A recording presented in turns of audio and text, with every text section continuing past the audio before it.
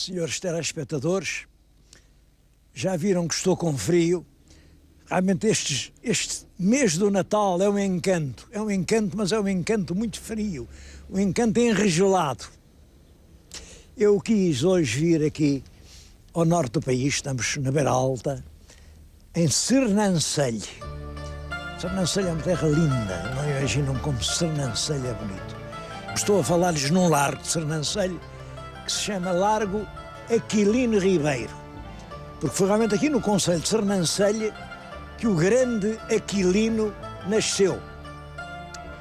Eu venho hoje falar de Aquilino, um dos escritores mais portugueses e mais castiços que nós tivemos no século XX, mas não quero sair aqui da vila sem lhe mostrar duas ou três coisas que são muito emblemáticas, não só aqui da terra de Sernancelho, mas da própria evolução global do que foi a formação da sociedade portuguesa.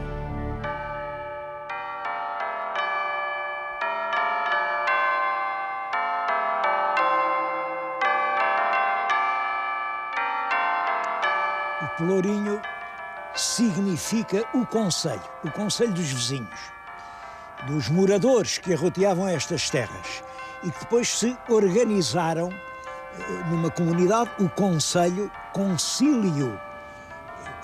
dos vizinhos, portanto a reunião dos vizinhos, e que eu penso que é muito antiga, visto que o primeiro forró é do ano de 1124.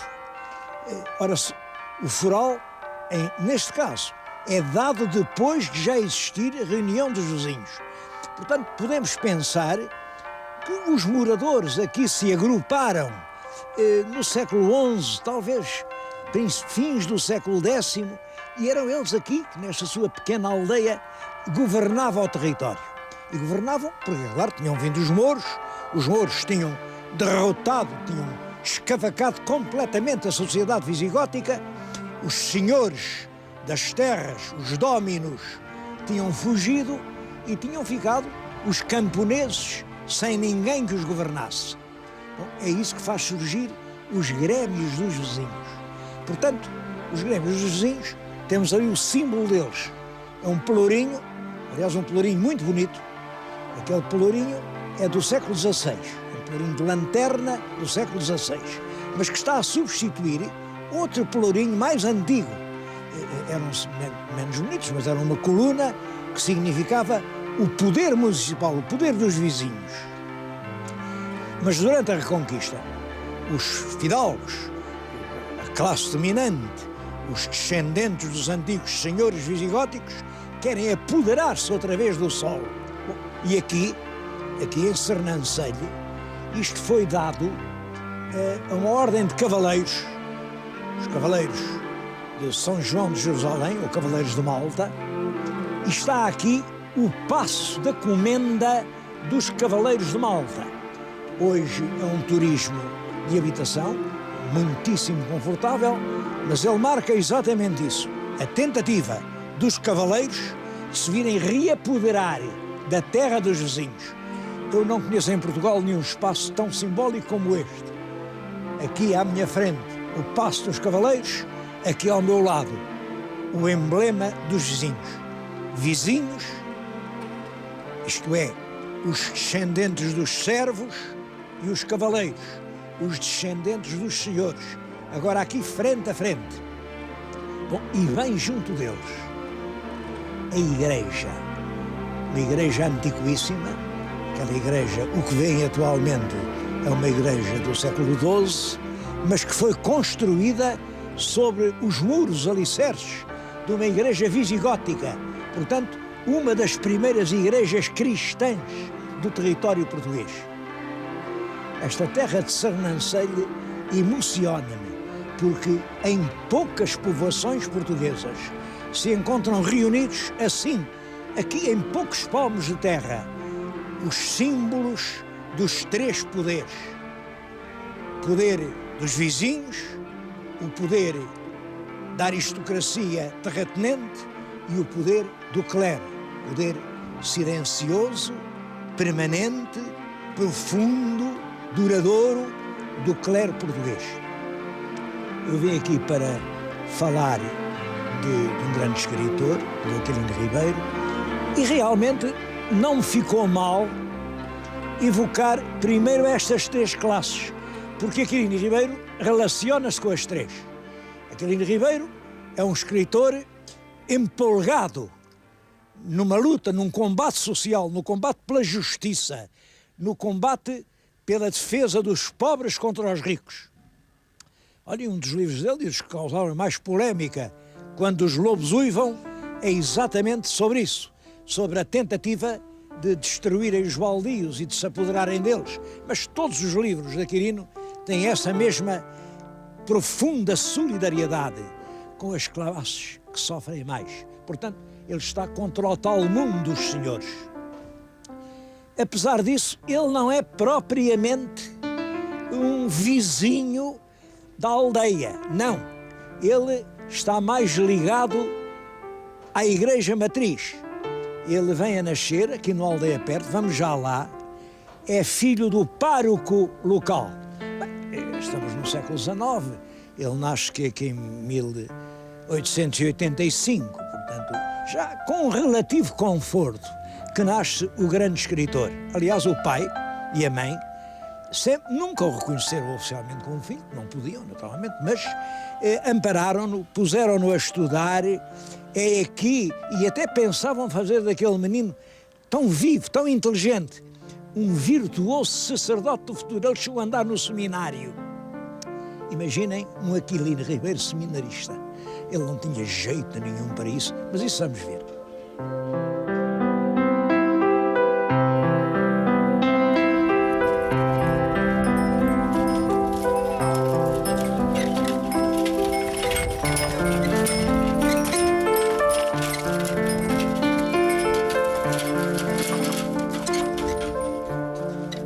Agora estou na aldeia do Carregal e esta casa que vem diante de mim, esta casa com esta escadinha, é a casa onde nasceu o escritor Aquilino Ribeiro. Entrava-se aqui, isto ficava ao fundo de um domínio de um grande senhor, a entrada ainda é aristocrática, tem ameias, é uma entrada com ameias. Bom, mas aqui nos fundos, numa casa nobre, havia esta casinha modesta, com esta escadaria, o Aquilino em pequenino, quantas vezes subiu a escadaria, vivia ali dentro, num quartinho, e ele descreve a sua infância num livro que hoje é pouco lembrado, e é pena, eu tenho na mão, chama-se 5 Réis de Gente. Ele publicou isto em 1948. 5 réis de gente, quer dizer assim, um garotinho muito pequenino. 5 réis era a moeda mais pequenina que havia quando o Aquilino era pequenino. Bom, mas ele ainda chama a si próprio 5 réis de gente. Ele descreve-se neste livro, descreve esta casa, descreve os tempos mais antigos da sua vida. A câmara vai-lhes mostrando o mundo da infância de Aquilino. Vai-lhes mostrar ali a horta, vai-lhes mostrar o forno, vai-lhes mostrar as alfaias agrícolas. Tudo isso existe, tudo isso são os sítios onde Aquilino brincou na sua infância. Bom, se me é permitido, aqui fica para a Câmara de Sernancelho este voto. Não deixem estragar aquilo. Aquilo sim, é um verdadeiro museu rural. Aquele sim, é o mundo que agora Aquilino nos vai descrever. Retrocedendo nos limbos do passado, até onde a minha memória é como a lanterna do mineiro, perdido no fundo de uma galeria, que vejo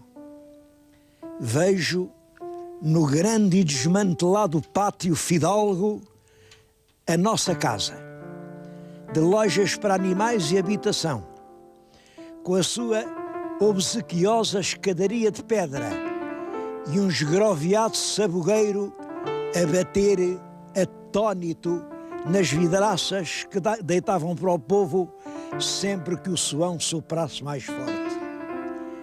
Vejo depois a larga porta de 2 batentes escancarada e na sala de teto em pirâmide octogonal, obrada de velho castanho, uma coisa rastejava.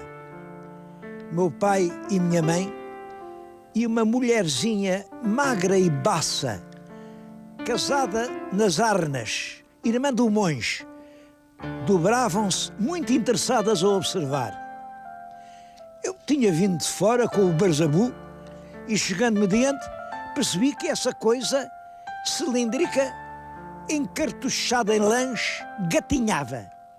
Gatinhava vigorosamente, a miúdas e obsessivas braçadas, como um nadador levado na sua singradura. E continua a descrever os movimentos daquela coisinha embrulhada em lãs a gatinhar no chão daquela casa, até lhe dizerem: é o teu irmão, meu filho, tens um maninho. E ele dizer indignado: eu não quero mais manos, eu não quero mais manos.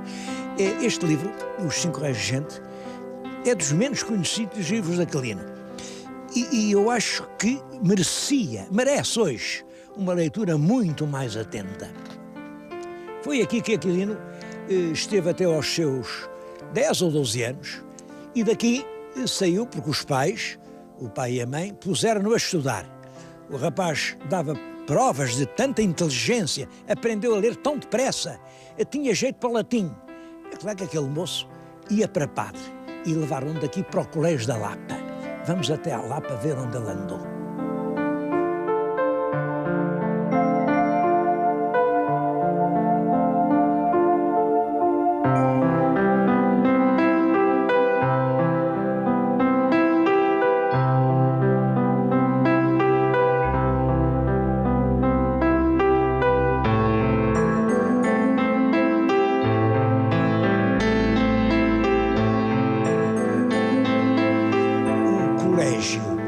Da Senhora da Lapa tinha sido fundado pelos jesuítas num lugar que era já um lugar de peregrinação. Havia aqui um santuário, primeiro um pequeno santuário, com os grandes rochedos, e havia uma lenda muito bonita, diz que uma pastorinha que era surda-muda, andava a guardar as cabrinhas e um dia, entre umas grandes rochas, encontrou uma imagem de Nossa Senhora. Bom, começou a ir para ali todos os dias, claro, e levava a Nossa Senhora escondida consigo. Um dia a mãe viu e disse: disparada é essa, andas aí com uma boneca em vez de fazer a tua obrigação. Acho que até nessa altura é que ficou o ditado português: que outras cabras guardas tu.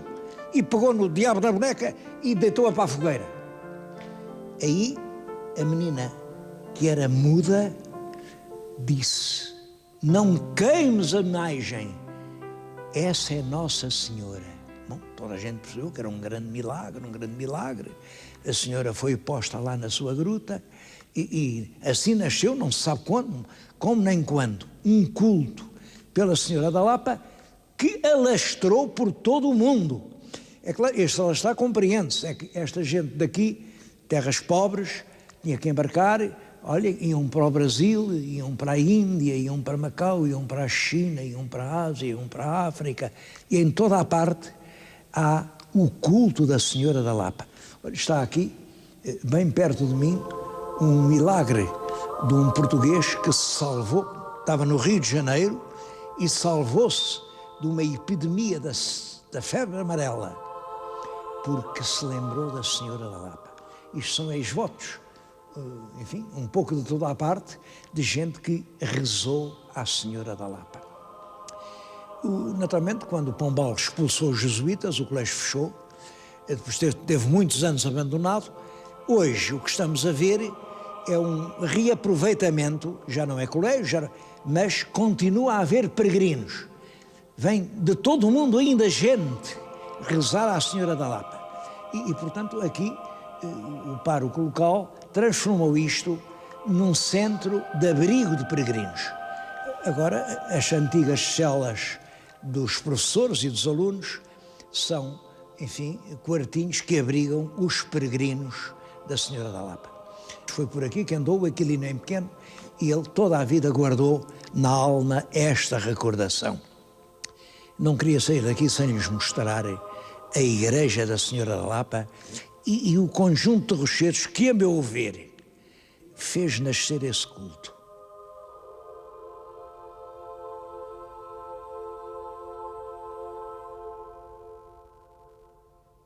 Lapa quer dizer grande fraga, rochedo, uma rocha gigantesca.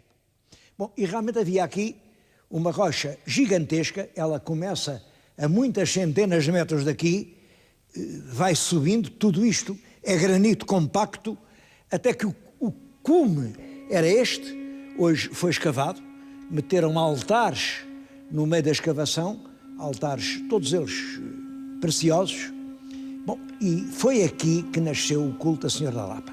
Lá dentro podem ver, imaginem o que é que está lá dentro. Um crocodilo. A história diz que um português estava na Índia, veio um crocodilo para o comer e ele disse, valha-me a Senhora da Lapa. Bom, e pronto, e o crocodilo já o não comeu e ele depois trouxe o crocodilo está ali embalsamado. É claro, isto depois transformou-se, isto não era bem assim. Reparem nesta cristianização. Era uma pastorinha que andava sozinha aí nas serranias a guardar as suas mansas ovelhas, quando vem um maroto de um homem para comer a pastorinha, ela, é claro, o homem simbolizado num grande monstro de boca aberta, claro, e ela, como estava a tecer uns novelos de lã, deu-lhe a comer um novelo, veio puxando, até que o crocodilo entrou aqui na igreja, pronto, e aqui acabou a tentação, não sei se da pastorinha, se do crocodilo, isso não está bem aclarado. Mas tudo isto é um local realmente prodigioso. Estou-lhes a dizer isto e queria dizer mais uma coisa, é que durante muitos séculos isto era um dos grandes santuários e centros de peregrinação de toda a península. Depois de Santiago de Compostela, era aqui a Senhora da Lapa o maior santuário. De toda a parte vinha gente fazer as suas ofertas, vinham com grandes carradas, trazer o seu trigo, trazer o seu milho, trazer as suas primícias. Bom, e aqui os padres da igreja não sabiam o que haviam de fazer de tanto trigo. Então, olhem, mandavam moer nos moinhos, e aqui vendiam o pão que os peregrinos comiam.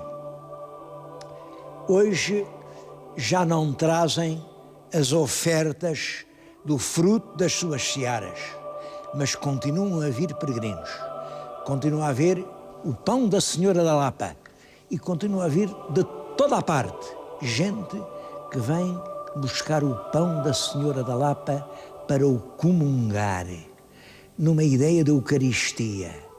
Aquele pão é um pão santo, aquele pão é um pão como não há outro do mundo. Eu próprio estive há bocadinho ali e comprei um pão da Senhora da Lapa. E vou-lhes dizer a verdade, eu vou provar daquele pão na santa noite do Natal.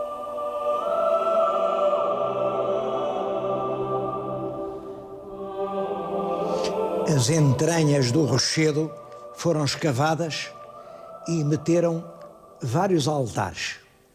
Eu paro junto deste, que é um presépio do século XVIII, época de Machado de Castro, que é um dos mais bonitos, mas também um dos menos conhecidos que há em Portugal.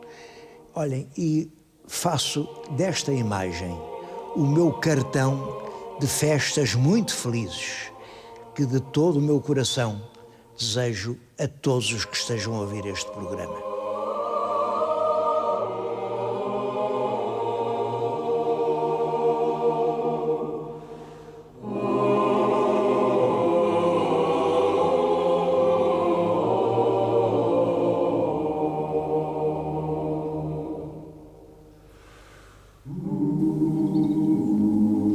E foi por aqui, nesta região carregada de misticismo, de maravilhoso, mas ao mesmo tempo com esta paisagem brutal, selvática. Ele chamou isto as terras do demo. Foi aqui que Aquilino se fez homem. Vai para Lisboa, ainda chegou a trabalhar num jornal, era republicano, claro, naquela altura estamos no fim da monarquia, todos os jovens era republicano, e pior, tomou parte nos manejos revolucionários para derrubar a monarquia à bomba.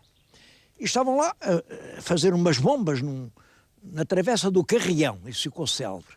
Uma bomba rebentou, matou ainda 2, ele ficou ferido, mas veio a polícia, foi preso. Prenderam-no na esquadra do Caminho Novo. Bom, mas ele durante a noite conseguiu saltar o muro, foi para uns quintais, e em 1907, é nesse ano que isso acontece, ele foge de Portugal, vai para a França, e isso é decisivo na vida dele. Ele era estudante, continuou a estudar, mas em França já não frequenta o seminário. Vai para o Sorbonne, onde houve grandes professores, e ele recebeu essas lições. Não chegou a formar-se, encontrou uma rapariga muito bonita, que era alemã. Casou, e entretanto, rebenta a guerra, a Grande Guerra de 1914, não deixam viver os alemães em França, portanto ele volta para Portugal, e volta cheio de saudades destas aldeias, aqui deste curso do Távora, destas terras pedregosas, de toda esta paisagem bravia. Bom, e a sua obra, no fundo, vai ser toda ela um hino à terra em que nasceu. Entra no grupo da Seara Nova, faz parte do grupo da Biblioteca Nacional, que é um grupo de intelectuais que pretende reformar a vida do país através da inteligência. Mas, entretanto, as coisas, como sabem, aqui a gente entra também na guerra, as coisas complicam-se, a democracia e os partidos entram numa luta tremenda que acaba tudo com a Revolução de 28 de Maio. E contra a Revolução de 28 de Maio, que é em 1926, faz em 1927, logo no ano seguinte, uma grande revolta no Porto, a Revolução do Porto. Do Porto, que é uma revolução violentíssima, faz centenas de mortos.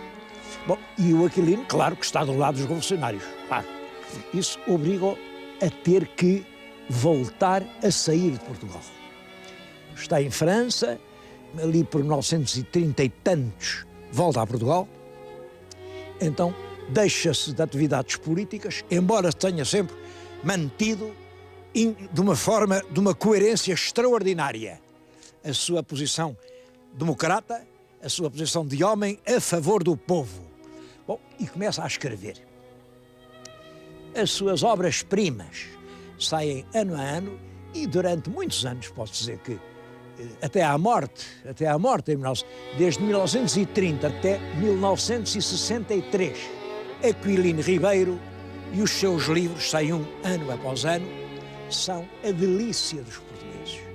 Eu próprio, lembro-me, eu sabia de cor páginas do Malhadinhas, sabia de cor. Ele tinha um estilo muito elaborado, ele não era espontâneo, não escrevia assim, não escrevia ao correr da pena, nada disso. Colhia as palavras uma a uma, andava muito atento ao falar do povo, quando havia uma coisa diferente, o que é isso? Bom, e reconstituiu um falar português cheio de força, de vigor, de nervos, um português que talvez não fosse o português que se fala, aquele português de Malhadinhas, claro, que não é um português corrente, mas é um português cheio de beleza. Bom, e daí a minha grande admiração por Aquilino. Aquilino foi um homem que elevou a uma altura desconhecida a grandeza e a beleza do falar português. No sítio onde estou a falar é uma casa em que ele fazia férias. Ele vivia em Lisboa, mas ele vinha aqui passar o verão nesta casa. Isto hoje é uma fundação que tem inúmeros objetos que lhe pertenceram. Tem a secretária onde ele escreveu uma parte dos seus livros, embora ele aqui só passasse o verão. Ele passava a sua vida quase toda em Lisboa, aparecia muito no Chiado, apareciam no Sá da Costa, estava muito na Bertrand. Os Rotários, aqui na casa que ele elegeu como casa de férias, uma casa que ele herdou do pai, fizeram-lhe esta homenagem. O bronze, o retrato, está muito parecido. Este é exatamente o Aquilino, na época em que eu ainda o conheci. Era assim. E a frase é boa. De pena na mão, procuro ser independente, original, inteiriço como um bárbaro. Bom, na verdade, ele cumpriu este voto. Viveu de pena na mão. Ele não era rico, vivia daquilo que escrevia. E foi sempre original. A prosa dele não tem nada que se assemelhe na literatura portuguesa. Foi original. Inteiriço. Inteiriço quer dizer íntegro.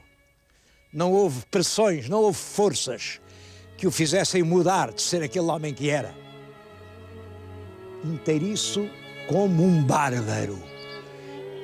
Não sei se ser assim inteiriço é ser bárbaro. Pelo contrário, eu acho que ser independente, original e íntegro não é ser bárbaro, é ser um homem civilizado. E foi essa a grande lição que Aquilino nos legou.